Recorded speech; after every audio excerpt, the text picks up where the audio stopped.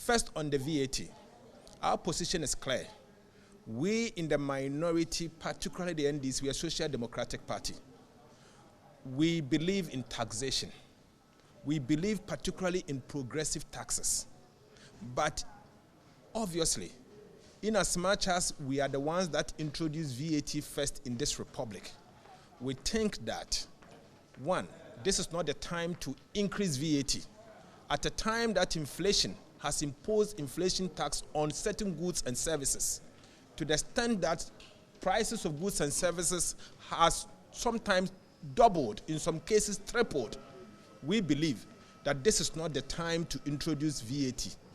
So we are asking the government to hold on to that policy until the future. When there is stability, you can introduce VAT. Inflation is skyrocketing. In the last 10 months, inflation has moved from 13% to 40%. So obviously, cedis has depreciated badly. Now the government is telling us that they are going to introduce benchmark value discount, remove the discount. Obviously, that will result in an increase in duties. So this isn't the time to impose VAT on additional VAT on the people of Ghana. So we've zeroed in that, and obviously that is our position as a caucus, and we will object to it. And we will vote first from the committee and second on the floor. We have also said that, in the government's own words, they indicated to us during the e-levy debate that poor people will not be made to pay e-levy, obviously because their income is not good enough. And so therefore, government intended to exempt them. And so they introduced a threshold of 100 Ghana cedis.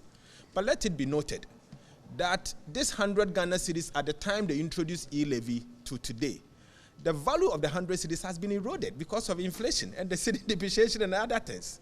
So even if you are to look critically at the 100 cedis, the value of the 100 cedis yesterday, at the time they introduced, is about 40 cedis today. So why should we allow them to go ahead and do this kind of exemption? So we'll vote against that one as well. Then apart from that, we have again identified certain expenditure handles and believe that those expenditure handles should not be made to pass. An example, this government, again, as part of their budget, had said that they have created a contingency vote worth 1.4 billion Ghana cedis. We think it is inappropriate.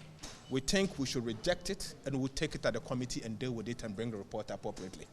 We have also said that at the time that the country is in crisis, even though we are Christians and we believe in a religion, obviously, I am a very staunch Christian. I do not believe that this is not the time to use state money to build a cathedral.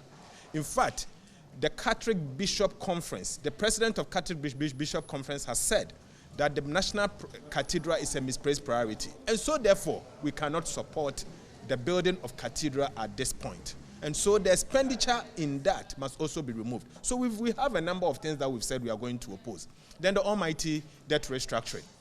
Unfortunately, it's not before Parliament. The government is trying to bypass Parliament, and we will insist that this is brought to us for us to scrutinize it.